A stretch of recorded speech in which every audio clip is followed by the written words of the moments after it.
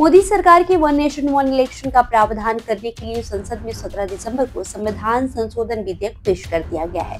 कानून मंत्री अर्जुन राम मेघवाल ने संविधान विधेयक 2024 लोकसभा में पेश किया। बिल को जेपीसी के पास भेजने के प्रस्ताव पर सदन में 25 वोटिंग हुई, जिसमें बिल के पक्ष में 269 और विपक्ष में 198 वोट पड़े।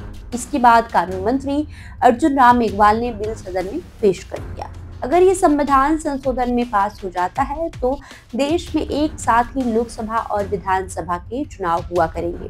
इस बिल की बिहार में भी काफी चर्चा हो रही है। सियासी गलियारों में चर्चा है कि अगर ये संविधान संशोधन पास हो गया तो बिहार की अगली सरकार का कार्यकाल सिर्फ 4 सालों का होगा।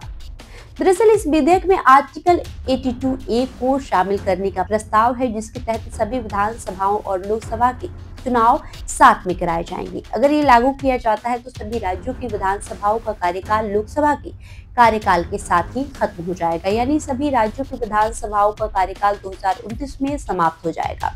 अगर किसी राज्य में विधानसभा चुनाव 2027 में होते हैं तब भी उसका कार्यकाल जून 2029 तक ही होगा। वहीं जिस राज्य की विधानसभा का कार्यकाल 2029 से पहले समाप्त हो रहा होगा उन्हें 2029 तक बढ़ा दिया जाएगा। इस हिसाब से सभी राज्यों में लोकसभा के साथ साथ विधानसभा के चुनाव भी कराए जा सकेंगे। इसके अलावा आर्टिकल 83 में भी संशोधन करना पड़ेगा। इसमें संसद के सदनों के कार्यकाल की बात कही गई है। इसके अलावा आर्टिकल 172 और 327 में भी संशोधन करना होगा। इन आर्टिकल में विधानसभा के चुनाव के बारे में संसद को नियम बनाने का अधिकार दिया गया है।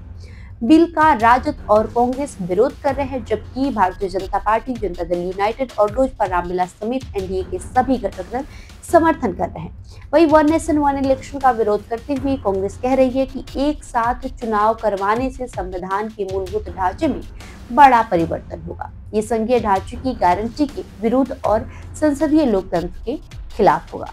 बहरहाल आपका इस खबर को लेकर क्या राय है, कमेंट करके जरूर बताएं। बहुत बहुत शुक्रिया।